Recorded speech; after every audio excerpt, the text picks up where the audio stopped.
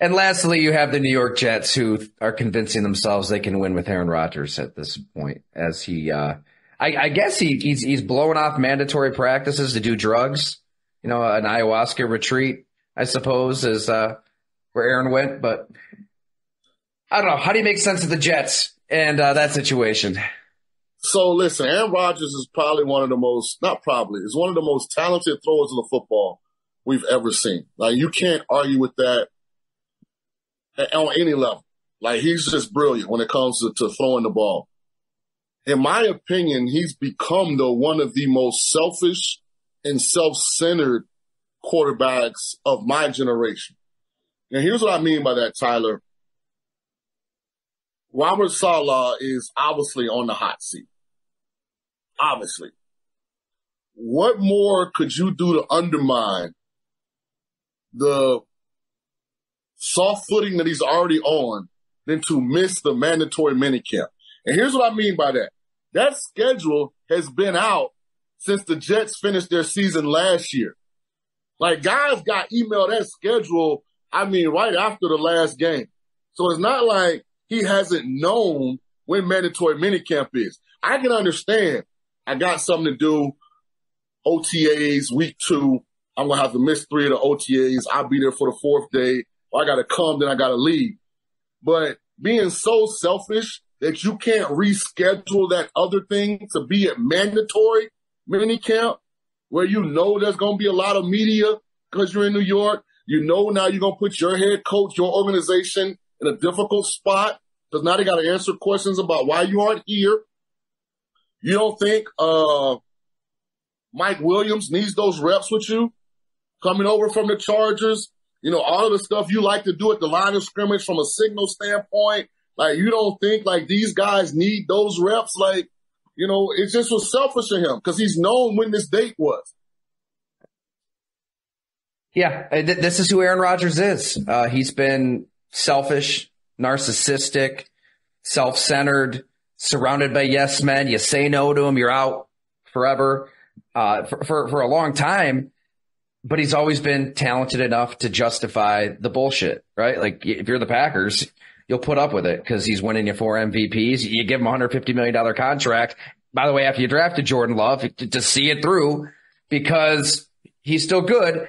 And then he gets old and cranky and doesn't want to do anything in OTAs in Green Bay, and Jordan Love gets better. And, you know, he doesn't want to work with these young receivers. Instead, he'll go on McAfee and trash him and take that route.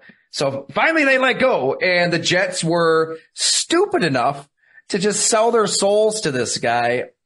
That's why they're the Jets. Like, that's why you are historically one of the worst franchises in all professional sports. You actually believed Aaron Rodgers is utter BS. I mean, they get everything that they're getting right now. They deserve everything. I'm okay with it. I'm here for it. It's entertainment. I'm here to watch it. I just hate it for guys like, what's the receiver, rookie of the year? Garrett Wilson. Like, Garrett Wilson deserves better. Like, I mean, he had to, because of Aaron, he had to go through the flammery last year, you know, and all the, changing the quarterbacks because they overdrafted Zach Wilson, you know. Like, there's so many things that have happened there that you're like, the running back from Iowa State, what's his name? Breece Hall, who's an outstanding player, by the way. Like, those guys deserve better. Like, they deserve your all, Aaron. We know you got the big bag 3 times already. We know you're a first ballot Hall of Famer. But those are young players. Like, they deserve your all. Like, as premier players in that league, you're supposed to be an example for the younger guys. Like, you're supposed to show those guys, like, this league flourishes because we did things the right way.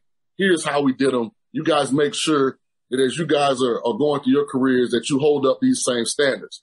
Not like, well, I had something that's important to me. Well, Dan, what is football? Because I guarantee one thing, if it wasn't for football, Rodgers wouldn't have 1/4 of anything that he has right now. Like, this is kind of where I get frustrated with athletes sometimes, like, that have gotten, to the big bag. Like, everything that you have that's available to you in a lot of ways right now is because of this. So now don't push this to the side and make it a non-priority. Like, show it some respect.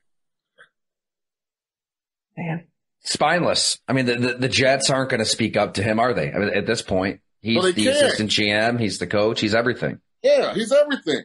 Yeah, like, how did Nathaniel Hackett stay? How did Nathaniel Hackett stay off the chopping board last year? Because he's Aaron's boy.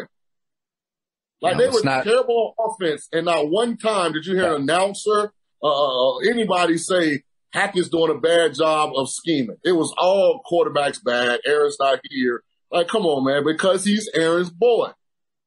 Yeah. Yeah, that's why he was hired. I mean, and that, right. I know we're not allowed to criticize Nate Hackett, right? That's breaking codes. This time last year, he was all upset about Sean Payton just being honest in a USA Today interview. Well, hey, maybe if you don't like somebody saying that about you, just do a better job. I mean, honestly, lucky to be an offensive coordinator, lucky to ride the coattails of Aaron Rodgers and be his boy. Like, yeah, it's we could talk about Aaron Rodgers for hours and hours. We're definitely on the same page there, Shaun, because it's. Tyler, listen at this. The truth does not have emotions. It's just the truth.